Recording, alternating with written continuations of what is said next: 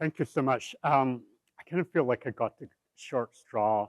I mean, it's very difficult to follow that. I'm not going to top it. So you're warned now. I'm talking about union busting. What big corporations do to fight efforts by their workers to form unions. And I called it a quintessentially American art form because you only really find it in the United States amongst rich democracies. And when we think of quintessentially American art forms, probably think of things like jazz and hip hop. And those are things that bring great joy and inspiration to people's lives. Union busting brings nothing really but pain and misery. Uh, to quote the most famous anti-union consultant of the 1980s and 1990s, he said that union busting was a field that was populated by bullies and built on deceit. And it's really no different today, but today the bullies are some of the wealthiest corporations in the world, and the deceit their campaigns are based on probably more likely to be scripted by AI than by a human consultant. So you may have noticed in the last few years, unions are having something of a moment. We've had the first successful union organizing campaigns at Starbucks, at Amazon, at Trader Joe's, at Apple retail stores, at REI, at Barnes & Noble, and the list goes on and on and on. And the Gallup opinion polls that show the popularity of unions are enjoying their highest popularity since the mid-1960s, about 70%. Now, the thing is, in the mid-1960s, private sector unions represented about a third of the workforce. Today, they represent fewer than 6% of the workforce. So it's really remarkable that they have that level of popularity despite their organizational weakness. And moreover, it's actually young workers. Young workers have even higher rates of union approval than do most other workers. But they have very low levels of union membership. So why is that?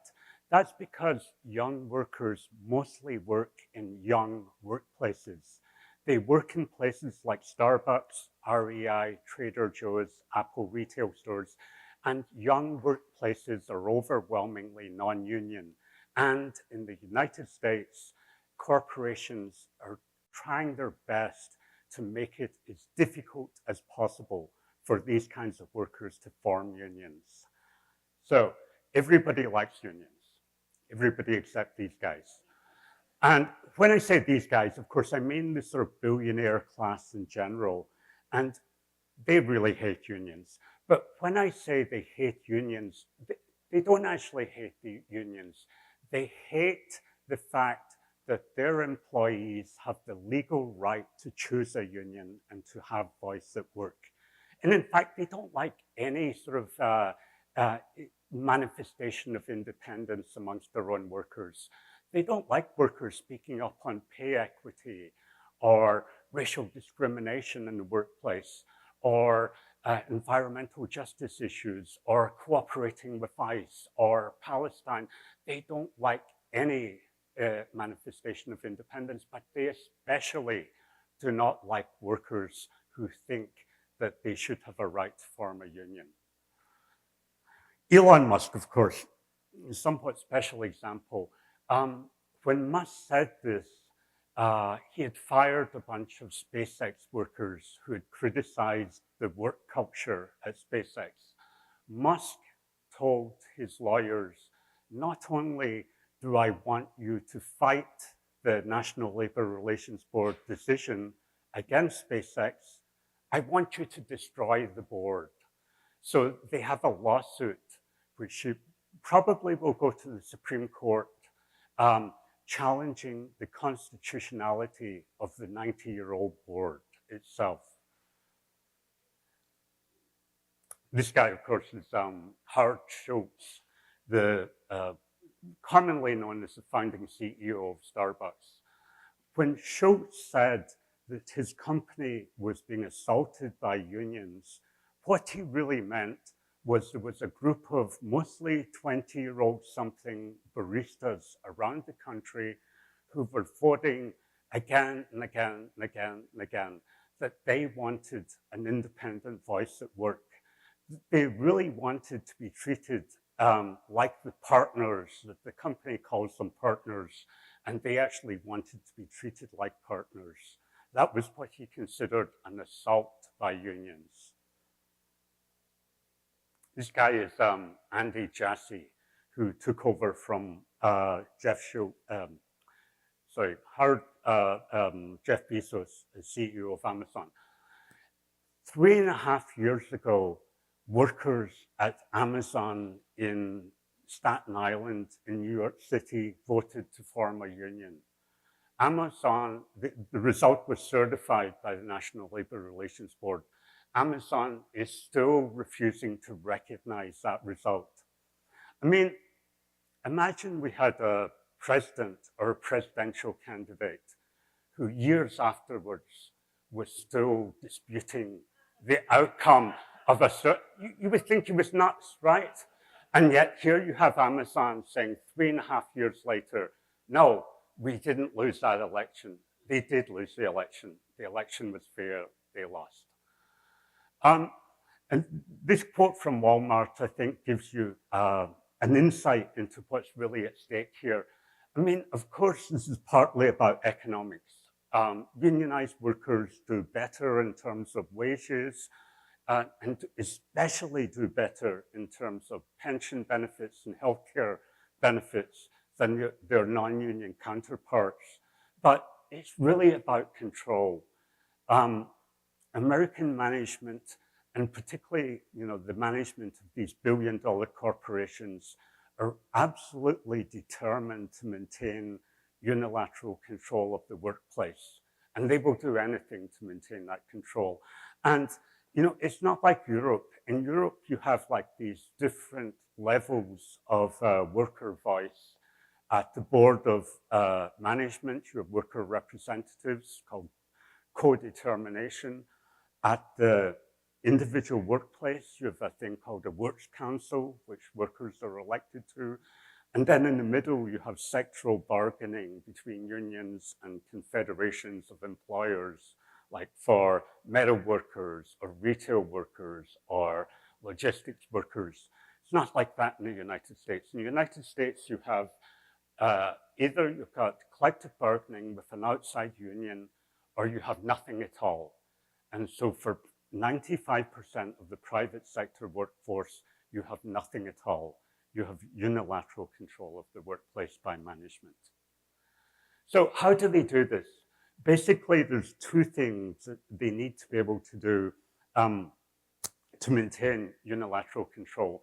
They really have to be prepared to do whatever is necessary, lawful or unlawful, in order to maintain that control, and they have to be able to spend enough money to make sure they succeed.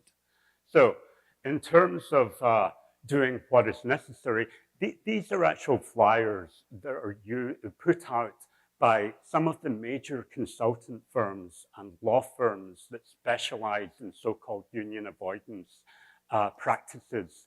They have advised some of the largest corporations for years. They have advised some of the largest corporations in the country. So they talk about democracy, and they talk about protecting workers' choice in public, but in private, when they're advertising their services to corporations, they say, you must treat a union campaign, you must treat an effort by your workers to exercise their federally protected right to choose a union as a declaration of war. And you must go to war to prevent them from succeeding. And that's what the companies have done. So in the Starbucks campaign, in the first few months of the campaign in upstate New York and Buffalo, a judge found that Starbucks had violated federal labor law hundreds of times.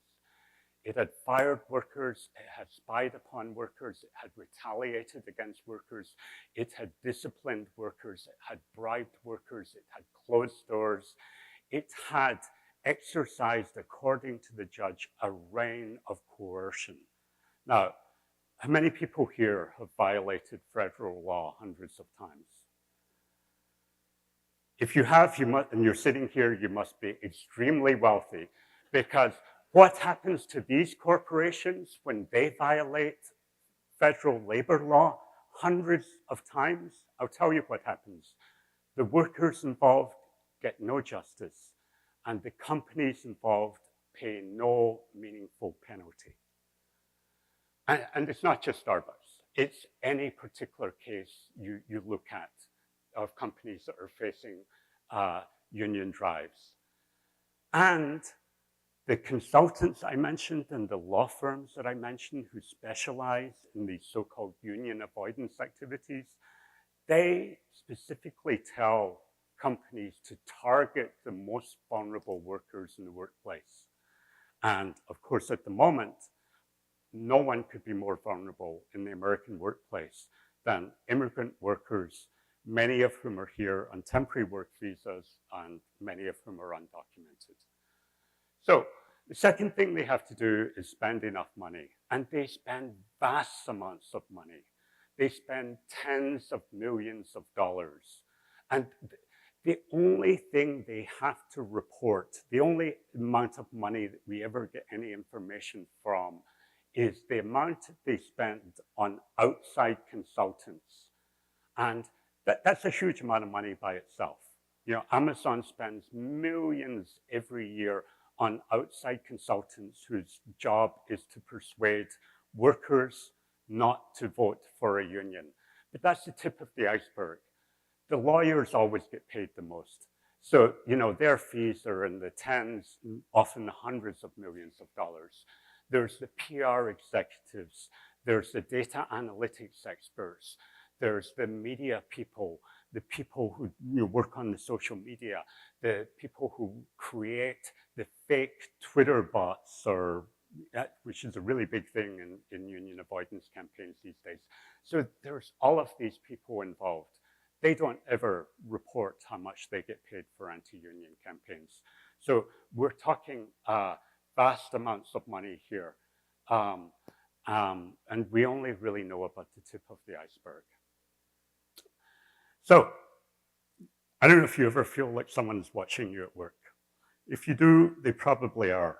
And they're not just watching you, they're listening to what you say, they're reading what you write.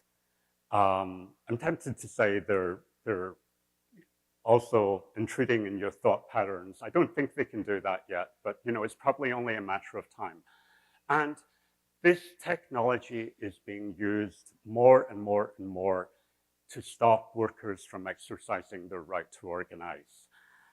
Surveillance technologies at work, AI technology, it's no longer theoretical, it's ubiquitous, it's everywhere. And it is being used for this purpose. And we have example after example after example of it being used for this purpose. And again, it's the biggest, the richest, the most influential, the most technologically sophisticated companies who are most likely to be using these new technologies, data analytics, surveillance technologies, AI, to spy upon workers, not just to improve their productivity. Sure, that is part of it. The other part of it is to make sure they're not doing anything that the company does not want them to do. And one of the main things the company does not want them to do is to try to have a collective voice at work, to try to exercise what is supposed to be their federally protected right to form a union. And again, if you look, you will just see example after example after example of the most sophisticated technologies that are being used to spy on workers by the largest companies. And it's at a level that most people probably could not imagine. It's a level of hiring former intelligence officers, hiring former counterterrorism officers to spy on labor organizations, to spy on environmental organizations. American management has been obsessed with trying to infiltrate and disrupt labor organizations for centuries. Andrew Carnegie, who came from Scotland, like me, he used to put labor spies, Pinkertons often, I'm sure you've heard of Pinkerton detectives, in amongst his workers to spy upon their efforts to organize. And he would get them to write diaries. And Carnegie was so obsessed that he would read the diaries themselves. He would sit down and read their diary. Now, today, the spy is far more likely to be a virtual spy than it is to be a human spy, but the need to infiltrate, to spy on, to disrupt labor organizing is just as strong. It's stronger than it has ever been. So I always try to find out, you have to end on a hopeful note after you got a musician and everything was great and then this guy comes and it's such a downer and normally when labor people tell me, I said, tell me something hopeful. And they say something like, oh, the long arc of history bends towards justice. And I was like, that's the best you have? I only have a few decades left. I want something faster than that. And I'll tell you something faster.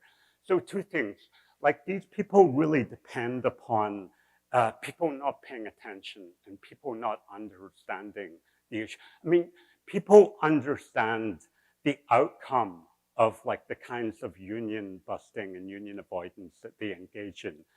Young people understand how crap work can be at this point. But one of the main reasons it is that way is that you are being denied your right to have a collective voice at work. And what they're really terrified of is people paying attention and understanding. Because when that happens, overwhelmingly, people don't approve. And this happened during Starbucks union campaign especially, and Amazon, it started to happen. I mean, we need far more of those campaigns, but it started to happen gradually and gradually. On social media, on legacy media, story after story after story, and people say, oh, now I get what Starbucks and Amazon do to crush a campaign by their workers to form a union. And that's not right. That shouldn't be allowed. And so that is my hopeful story. I think there will be more campaigns and there will be more hopeful moments and people will start to pay attention.